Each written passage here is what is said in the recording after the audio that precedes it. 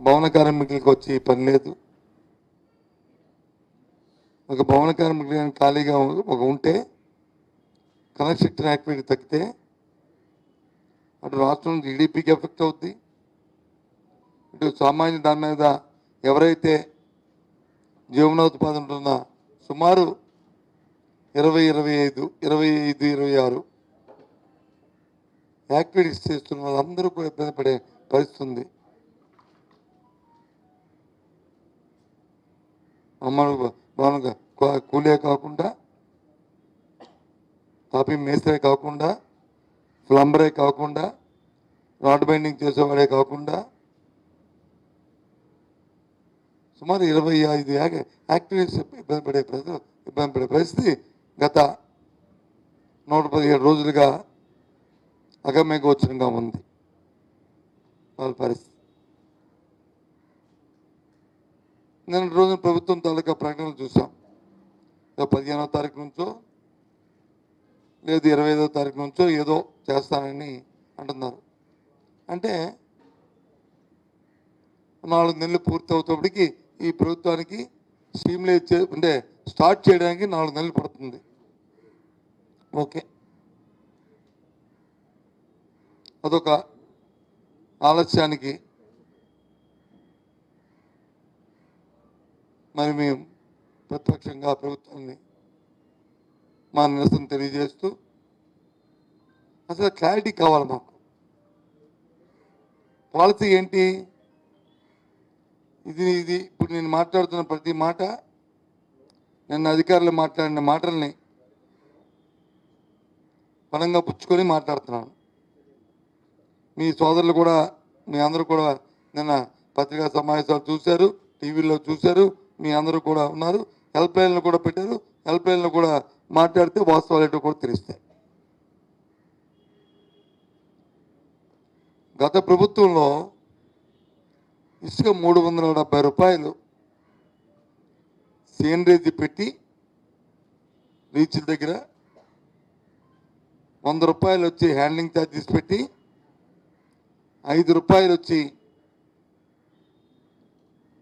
GST పెట్టి టన్నుకు 475 రూపాయలు ఇస్తే ఒక లారీ వెళ్తే ఆ లారీ 10 టన్నులైనా 20 టన్నులైనా 8 టన్నులైనా ఆ లారీలో ఇసుక పోసేవారు. అది తెచ్చి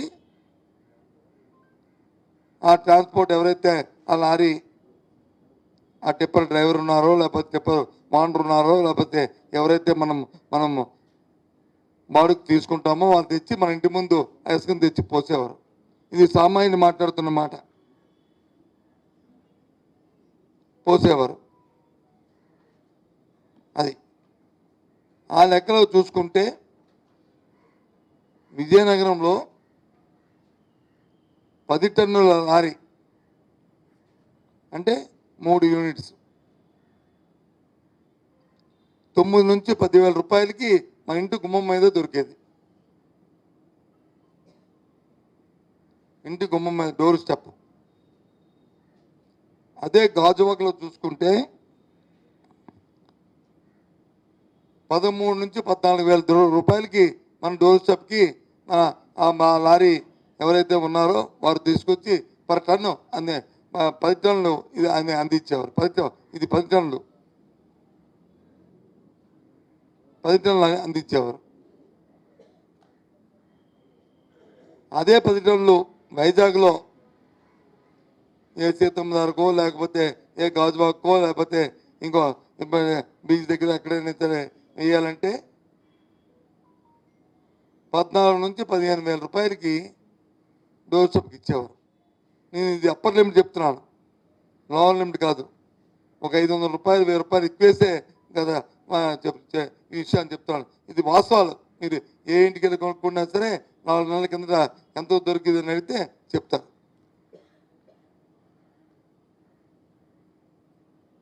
అది ఇప్పుడు ఎంతో దొరుకుతుంది అంటే ఇప్పుడు ఈ రోజు వరకు అంటే రేపు మళ్ళీ ఏ రోజైతే వాళ్ళు అందిస్తామంటున్నారో అది అందినకు ఇప్పుడు ఎంతో దొరుకుతుంది. అది విజయనగరంలో అయితే ఆ 10,000 రూపాయలు 9 నుంచి 10,000 రూపాయలు దొరికింది 17 నుంచి 18,000 దొరుకుతుంది. అదే గాజువాకలో అయితే మధురవాడలో అయితే 19 నుంచి 20,000 దొరుకుతుంది. ఏది 13 నుంచి 14,000 దొరికే ఇసుక 10 టన్నుల లారీ 3 యూనిట్స్. అదే విశాఖపట్నంలో అయితే ఏ మారుమూల ప్రాంతంలో ఉన్నా 14 నుంచి 15,000 దొరికే ఇసుక ఇవాళ 21 నుంచి 22,000 రూపాయలకి ఇవాళ దొరుకుతుంది.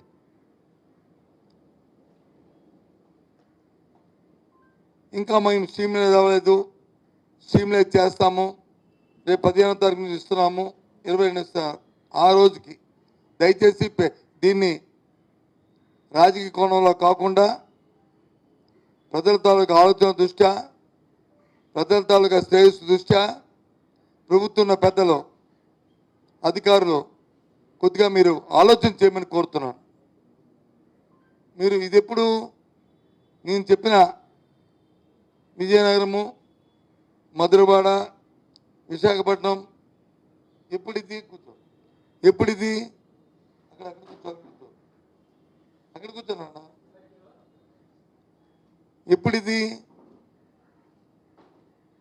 ఎప్పుడిది ప్రభుత్వానికి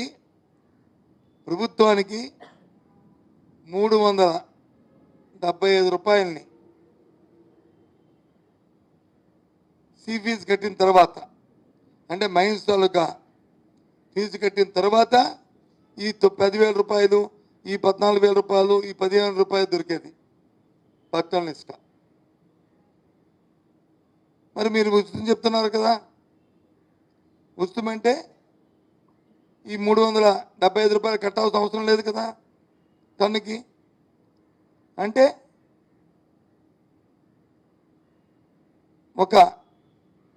ఏదైతే ఇప్పుడు అంతకుముందు ప్రభుత్వంలో దొరికిన ధర ఏదైతే ఉందో ఈ 10,000 రూపాయల కంటే ఇంకా 3,500 రూపాయలు తగ్గించి దొరకాలి. Common sense point. Government fees కట్టుతున్నప్పుడు ఎందుకు 13 రూపాయలు 13,000 రూపాయలకి 14,000 రూపాయలు ఎందుకు దొరకాలి? ఈ 13 నుంచి 14,000 దొరుకుతున్న మధురవాడలో ఇసుక 4,000 తీసేస్తే సుమారు 10,000 రూపాయలకి దొరకాలి. Common sense point. నీకు గవర్నమెంట్కి వచ్చి ఫీజు కట్టినప్పుడు ఎందుకు 14,000 15,000 కట్టాలి? ఎందుకు దొరకాలి? అంటే ఇప్పుడు ఎక్కువ దొరకకుండా 6 జరిగితే ఈ రేటుకి దొరకాలి. వైజాగ్లో 14,000 నుంచి 15,000 రూపాయలకి ఇంతకుముందు దొరికిన దాన్ని ఇవాళ 10,000 రూపాయలు దొరకాలి, 11,000 దొరకాలి.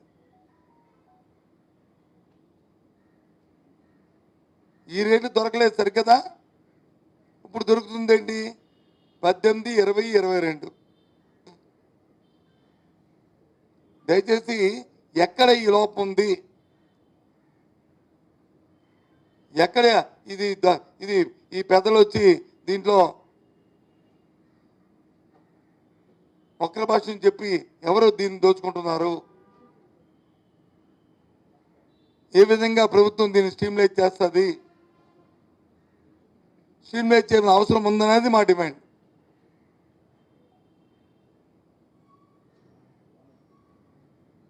ఒకసారి ఆలోచన చేయండి. ఇప్పుడు నేను చెప్పిన ఇంతకు 4 నెలల కిందట విజయనగరంలో దొరికిన ధర 9 నుంచి 10,000 కానీ 10 టన్నుల లారీ, మధురవాడలో 13 నుంచి 14,000 టన్నుల లారీ కానీ 10 టన్నుల లారీ దొరికిన ధర కానీ, లేదు మన విశాఖపట్నంలో వివిధ వార్డుల్లో 14, 15 ధర కానీ, ఇది వాస్తవం కాదా ముందా మీరే వెరిఫై చేయండి.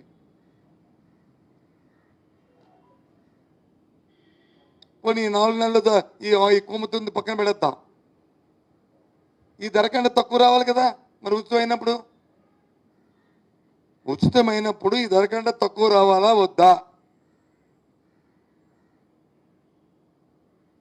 చెప్పండి. దయచేసి ఆలోచన చేయండి. దీన్ని రాజకీయ కోణంలో తీసుకోవద్దు. సామాన్య ప్రజల తాలూకా ఆవేదనగా తీసుకోండి దయచేసి.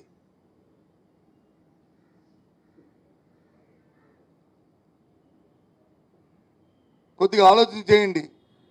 ప్రభుత్వంలో పెద్దలు, పెద్దలతో అధికారం పొందిన పెద్దలు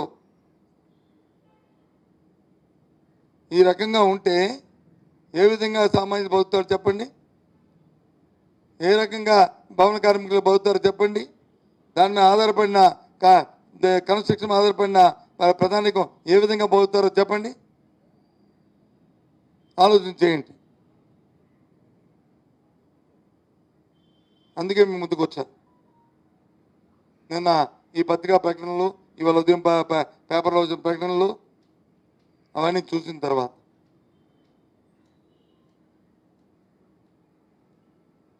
గత ప్రభుత్వం సేనరైజ్ పెట్టింది, టన్నుకి 370 రూపాయలు. ఇప్పుడు మీరు వచ్చిన వేస్తే ఇసుక ఉచితం ఉన్నారు, ఫైన్. ప్రజలు మిమ్మల్ని ఆమోదించారు, ఫైన్. మీరు అధికారంలోకి వచ్చారు, సంతోషం. మరి అది తగ్గాలి కదా, తగ్గాలని కోరుకుంటున్నాను.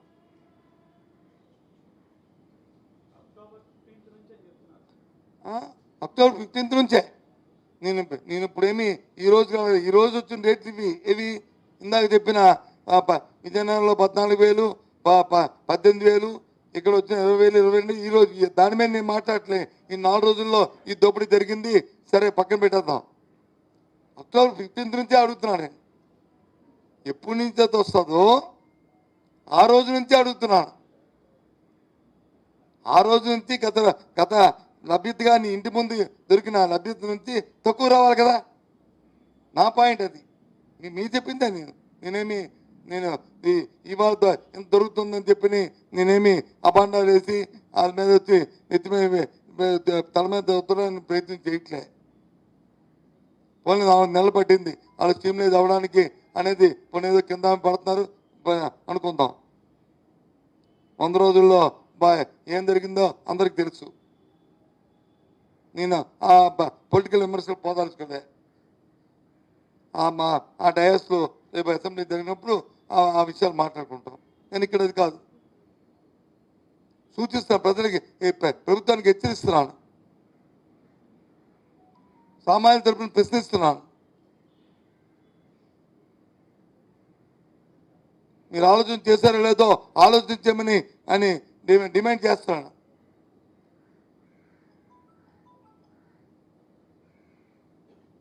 ఇసుక ఫ్రీ అయినప్పుడు ఆటోమేటిక్గా ఆ సేనరైజ్ అమౌంట్ ఏదైతే తగ్గాలి కదా, అది న్యాచురల్ కదా.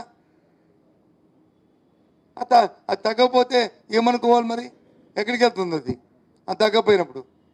మరి ప్రభుత్వాలు ఏం చేస్తున్నారు, అధికార యంత్రాంగం ఏం చేస్తుంది, ప్రభుత్వం పెద్దలు ఏం చేస్తున్నారు? అది రేపు 15 తర్వాత ఆ ప్రశ్న ఉత్పన్నం అవుతుంది. ముందుగా హెచ్చరిస్తున్నాను, ముందుగా ఆలోచించమని కోరుతున్నాను. మీ సోదరులు కూడా మీరు కూడా దీని మీద దృష్టి పెట్టాలని కోరుతున్నాను. ఇకపోతే గత ప్రెస్ కాన్ఫరెన్స్లో చెప్పాను, పండుగ ఉన్నాయి, దసరా పండుగ. దేశ మంత్రికి దసరా, మన రాష్ట్ర మంత్రికి కూడా దసరా పండుగ ఉంది. నిత్యావసర వస్తువులు వచ్చి ఆకాశ కంటికి పోయి, దయచేసి మొన్న మార్కెటింగ్ వ్యవస్థ కానీ సివిల్ సప్లైస్ వ్యవస్థ కానీ మార్కెట్ ఇంటర్వెన్షన్ చేసి ధరలు తగ్గించే ప్రయత్నం చేయండి అని చెప్పి అడిగా. ఓ సోదరుడు వచ్చి కాదు అవును అన్నారు. నేను అందుకే ఆ రోజు చెప్పాను, పేదవాడు ఇబ్బంది పడుతున్నాడు, మీరు ఈ రకమైన మాటలు మాట్లాడడం సంబంధించిన కాదు అని బతిమాను. చూడండి మార్కెట్లో, నేను స్వయంగా నిన్న మార్కెట్కి పోయాను. వైజాగ్లో పోతే ఇంక ఎక్కువ ధర ఉంటుంది, నేను విజయనగరంలో పోయాను.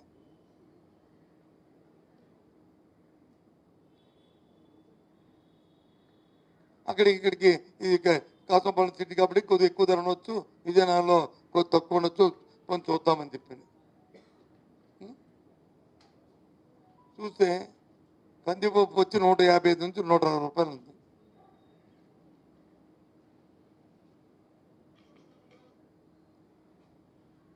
రిఫైండ్ ఆయిల్ వచ్చి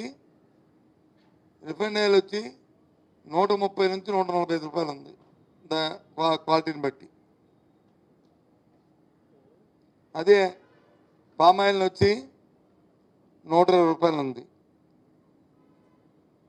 అదే బియ్యం వచ్చి కేజీకి కేజీ 65 రూపాయలు, 63 నుంచి 65 రూపాయలు ఉంది. అంటే ఒక్కొక్క దాని మీద మినిమం 20 నుంచి 35 రూపాయలు, 30 రూపాయల వరకు కిలోకి పెరిగింది.